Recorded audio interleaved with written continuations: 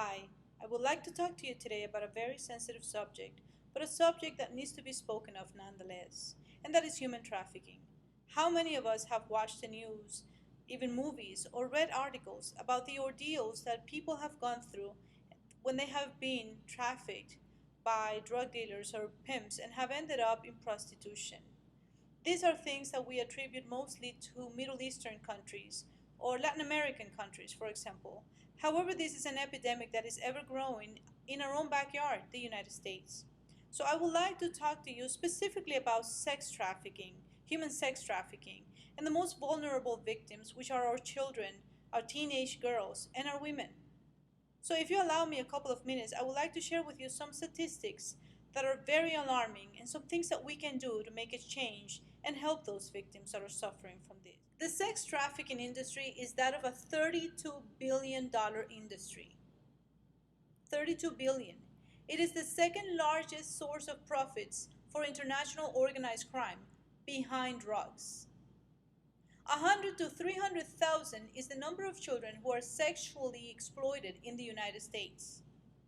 The average age of a traffic victim in the United States is that of 14 years old. Girls as young as 5 years old are known to have been trafficked and sold into child prostitution. 14,500 to 17,500,000 victims are trafficked into the United States each year, and 800,000 people are trafficked each year, adults included. 27 million people are enslaved today worldwide, big part of that because of human trafficking. This is an alarming number and alarming statistics that we have to work and fight against. It is estimated that 80% of trafficked human beings are women and children. This is a very alarming number. Also, the United States is considered to be one of the transit and destinations for human trafficking.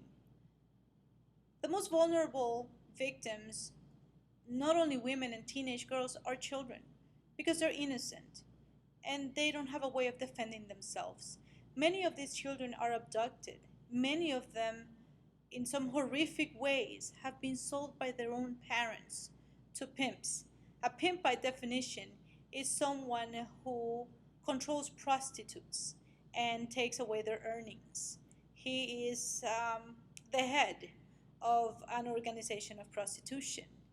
So many of the children have been sold to other countries for hard labor, but more importantly, to give oral sex, to be raped by as many people as possible, and just to treat them as animals, actually. And some of them have been killed, and they have been beaten, they have been horrifically raped.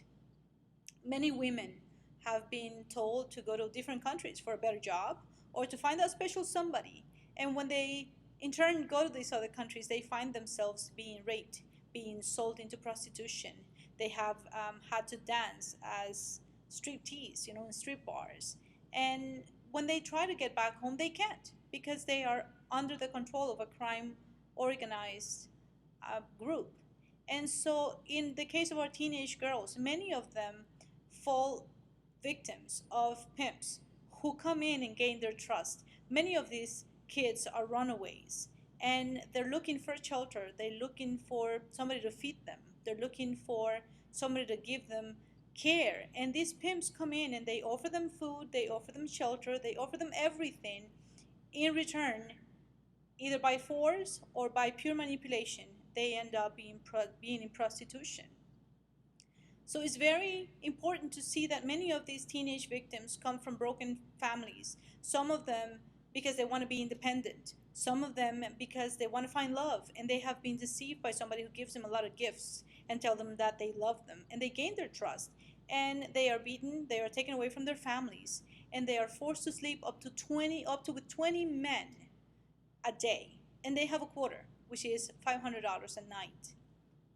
Now, what I'm trying to say with this is that we have to fight this epidemic. We have to take care of our children, of our teenage, of our women. We have to find organizations. If we cannot help them, ourselves, we can definitely donate money to these organizations that are fighting against this crime. And I urge you to do that.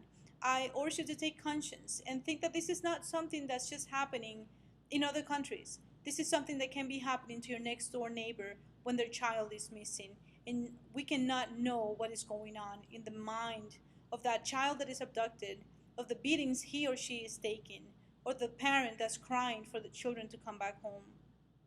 Finally, I'd like to share with you this. These right here are the faces of children who have been mistreated, children who have been enslaved. We have to fight against this. We have to take a stand, because together we can do it.